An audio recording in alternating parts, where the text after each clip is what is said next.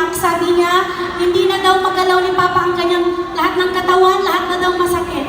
Nakita ko si Intrajo sa Facebook through my upline, my cousin Norabel Espalabra. Nag-message ako sa kanya. Sinabi niya sa akin lahat ng mga good benefits ng Intra. Tumawag ako kay Mama, sabi ko, Ma, may nakita ako na Intrajo sa Facebook. Sabi ni Mama, matagal na daw niya nakita, pero mahal. Sabi ko, okay lang Ma, alang-alang kay Papa, bibili ako para matry niya. So nag-try ako ng 3 bote ng Intra, pinadala ko sa Ormoc. Thank God, bumalik ang sigla ni Papa.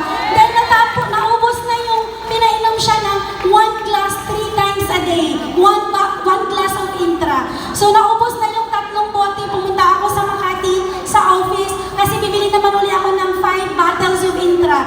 May nakilala ako doon. Good thing about Lifestyle Company, kasi ang mabait po nila. So invite nila ako na mag-attend ng training.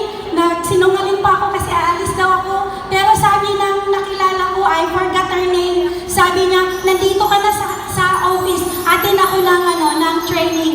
I would like to say thank you to GMD Malo. Thank you, Ma'am Malo, dahil sa testimony niyo po. Grabe iyak ko po that time. That was February 17 this year. So after the training, I called my husband as a respect because I'm going to purchase a package.